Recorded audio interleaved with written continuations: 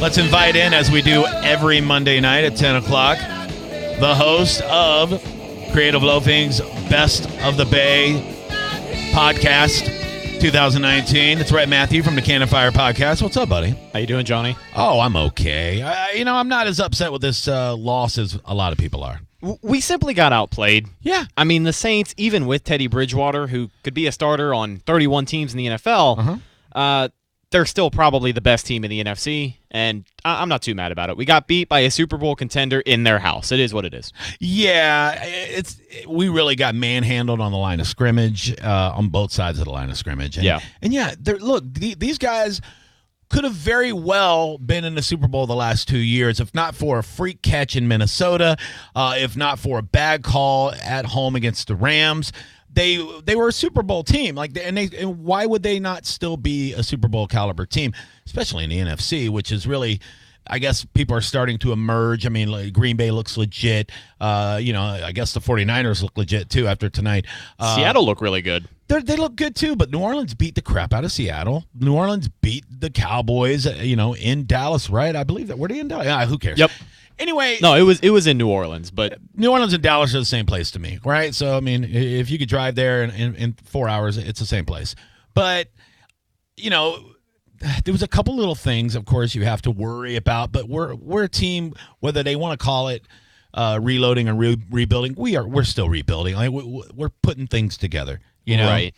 This Bucs team showed me on Sunday that they're not ready to take that next step. And, I mean, that's okay. I don't think anyone expected them to come out and go 11-5 and make the playoffs that way.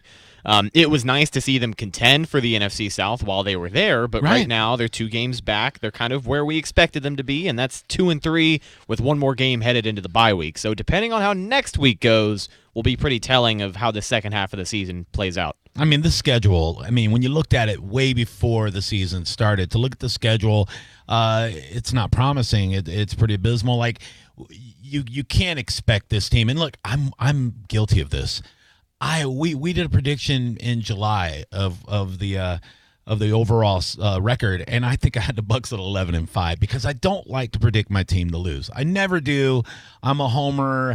I know I say I'm a realist, but I was telling everybody all this week that Jameis is going to light this defense up, right? After seeing what he did in L.A., I was like, man, he's got it now, guys. He's going to put together 6 or 7 or 8 games in a row. He's going to get this huge contract, and then everybody's going to forget about old Jameis and how inconsistent he was. And then, I wouldn't say Jameis sucked really bad, but I did notice something, Rhett. What'd you notice? Jameis plays, and this is going to sound cliche, but he really does play as well as his offensive line. When they block even average, his confidence goes way up and his accuracy seems to be on point. But when he starts getting whacked right in the beginning of the game, he starts getting those tap dance happy feet. He starts overthrowing people. And right away, you get that gut feeling. You go, oh, this is going to be a bad Jameis day, It was fair.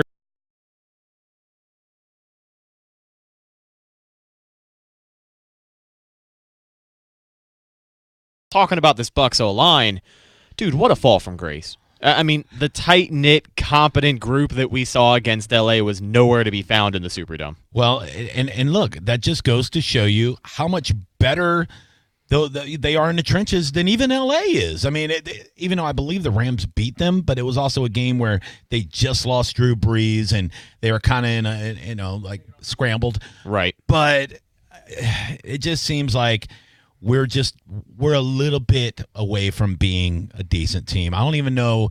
I would say we're an average team right now. We look like an 8-8 team right now. Yeah, and like it's baby steps. They are taking steps to be, a better team, obviously. Right. But it does take time. It's something that takes a little bit of time. And right now we're just kind of seeing the process of it. I still think they can win against the Panthers. I think they can go into the bye week 3-3, and then coming out of that, you reevaluate where you are, because you look at the Arizona Cardinals when Bruce Arians was head coach with Carson Palmer one year. Right. I believe they started 3-4. It took a while for even Carson Palmer to find his rhythm in that offense. Everybody knows that. They started 3-4, went on a tear, and finished 10-6. Yeah. So there's definitely still time for this Bucs team to really get things going and get as consistent as we would like to see them. But it's just a matter of week by week right now.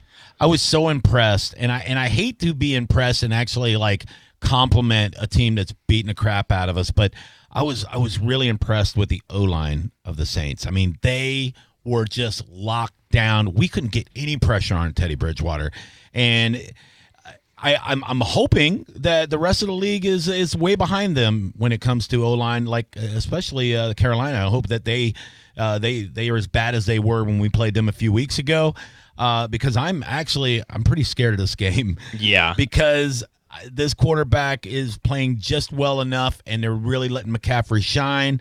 And I think the Bucs barely beat a horrible Cam Newton offense. So that's got me scared to death, to be honest with you. But at the same time, I'm already starting to get that kind of relaxed feeling like, you know what, let's just take a deep breath.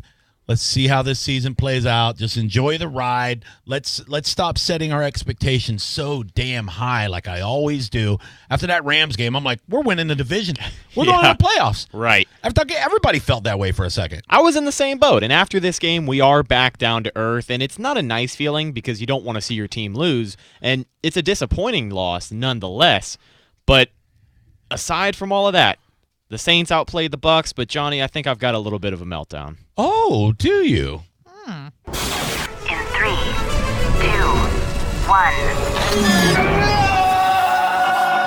Holy sh! It's time for another Johnny B meltdown. All right, we're talking to Rhett Matthew from the Cannon Fire podcast, and he is about to melt down. So the Tampa Bay Buccaneers went into the Superdome, and they got beat by a vastly superior football team. It's okay. It happens all the time in the NFL. Let's take a second to talk about officiating. It's hard to beat New Orleans in the Superdome, but it's even harder when you got to beat the referees as well. Do you feel like the referees feel like they owe New Orleans like 4 or 5 years of good calls after the one bad call? I think they're scared to death. I think they're playing with these guys in their pocket the whole game because they don't want to lose their jobs. I mean, it was blatantly obvious. There was an obvious fumble recovery by tight end Anthony Auclair, and Anthony Auclair. Stupid Canadians.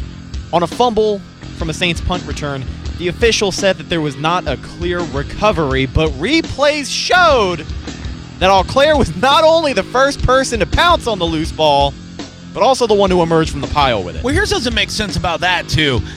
They've been letting the fumbles play out, even when it's noticeable or are pretty obvious that the ground creates the fumble, or the ones that look like it's definitely not a fumble. They're letting them play out and then reviewing them later. Yep. Except for this play. And on this play, Bruce Arians tosses his red challenge flag, and he just gets absolutely crapped on.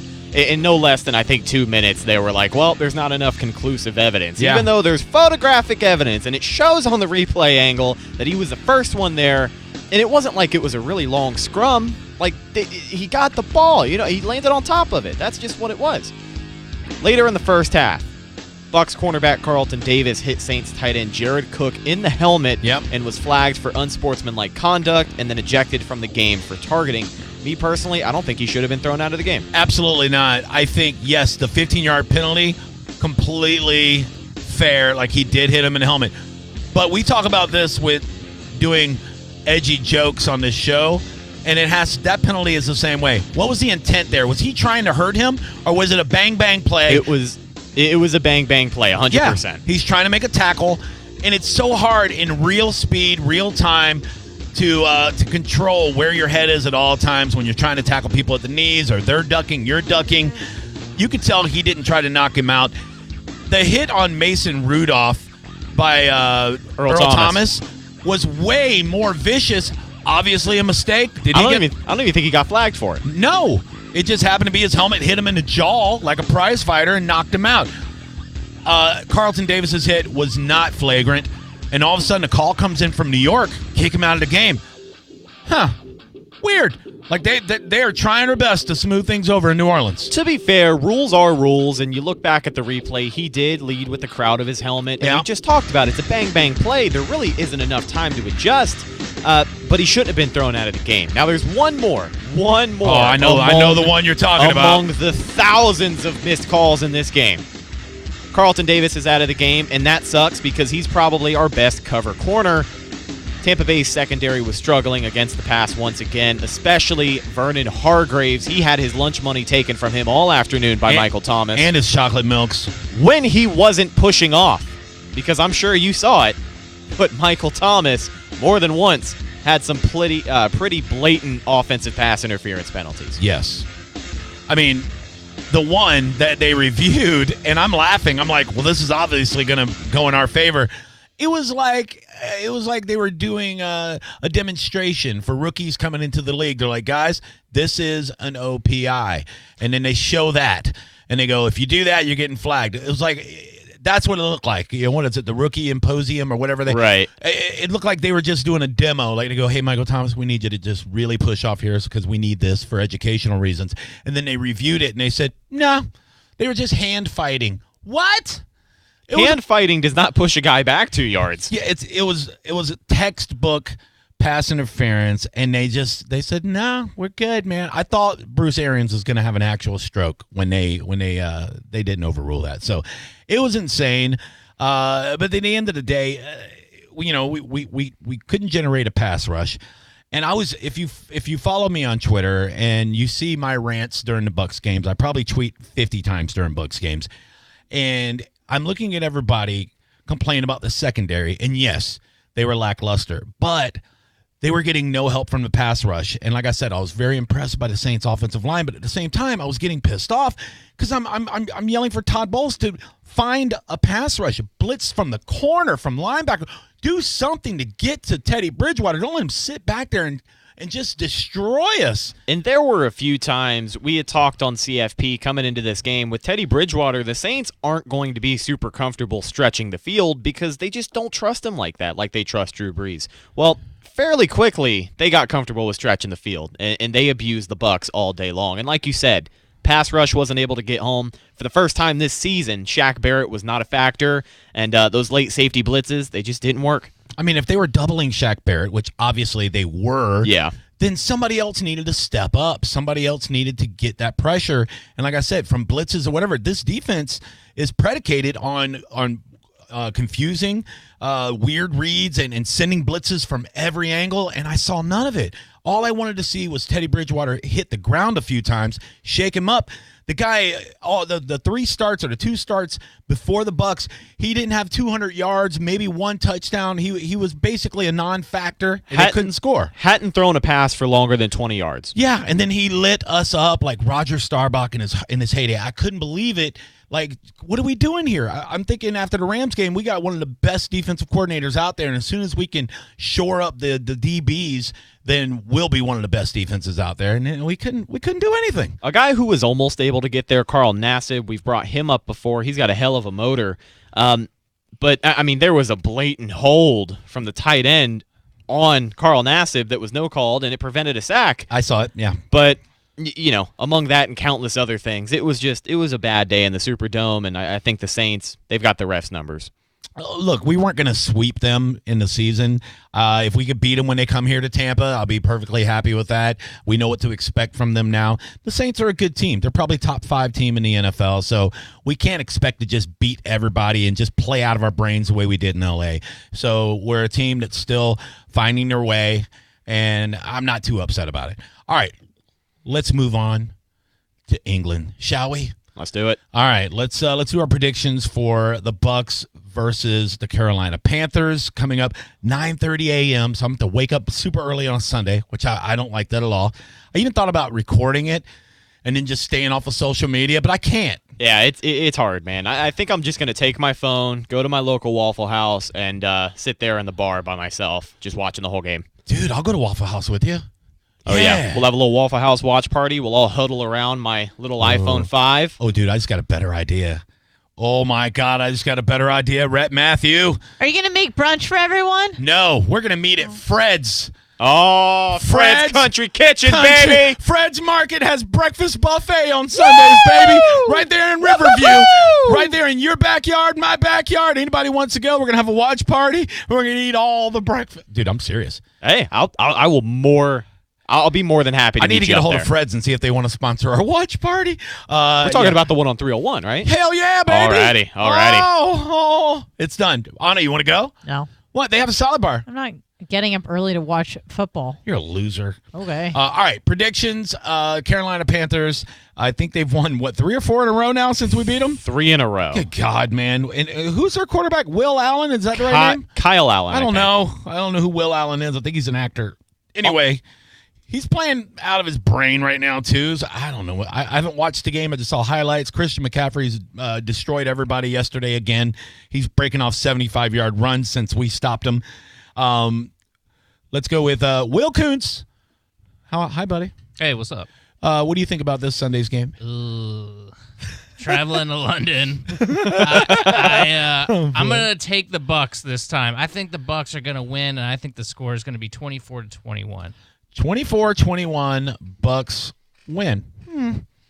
Okay. Anna, what do you think? You're a big sports freak. I am. Yeah. You think Sagittarius Johnson is a big day in London? Oh my God. Oh yeah, him. Nah, he's old news. I'm gonna say that I think the Bucs are gonna lose. Unfortunately, that's probably what's gonna happen here. I think that it's gonna be Just pick a 30. number. Shut up. 32 Yeah. to 17. 32 to 17. The Panthers. Man, that's a rough score. Listen, I'm sorry. It is what was the score this last time again? 31 to 24. Yeah, that sounds about right. 32-17. 32-17 Panthers. Oh man. Not happy about it. I'm also not sad about it because I just don't care. Hey, Will, who's the MVP for the Bucks going to be?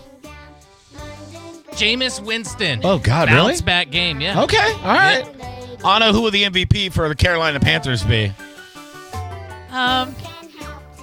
It's important. Yeah, no, I understand. It's, I mean, you picked them to win. Romulus Anders. Fabulous. Romulus? Oh, Romulus? Let me do a quick Facebook search. Romulus Anders? Anders, yeah. All right. That's a good name. I thought you said fabulous. I like No, Fabuloso. Not fabulous. The rapper? It's Romulus. Or Fabuloso, Anders. the $1 floor on a cleaner.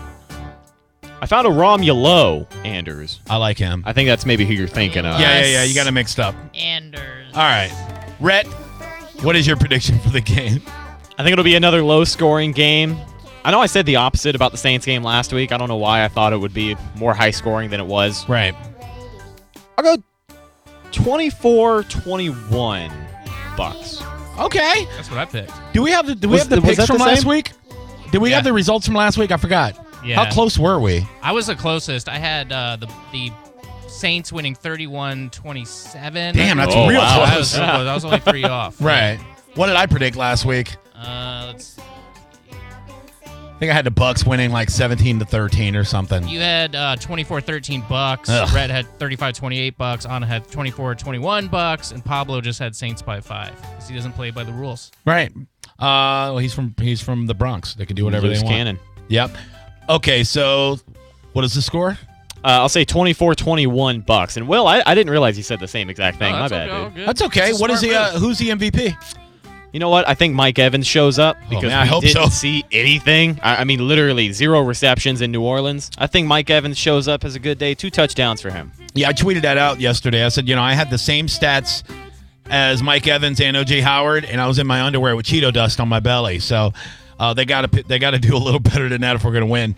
Okay, I have, and I hate to do this, but I think the Carolina Panthers are going to beat us. And I never pick against the Bucks. This is his first time this year, I think. I just have a gut feeling they're playing very well right now, and we never play well in London. I remember 2011, we were playing very well, and we went over, and the Chicago Bears beat the poo-poo out of us in London. So I think the Carolina Panthers will win the game. I think it'll be close. I think they're going to beat us 21-17. And I think the MVP will be Samuels. It will not be Christian McCaffrey. We will find a way to stop him again. Curtis Samuels. Curtis Samuels will have 2 touchdowns. It's going to suck out loud. So there you go. That's my prediction. So we'll see what happens. Make sure you are downloading and subscribing to the Cannon Fire podcast. It's on all podcast platforms, including YouTube.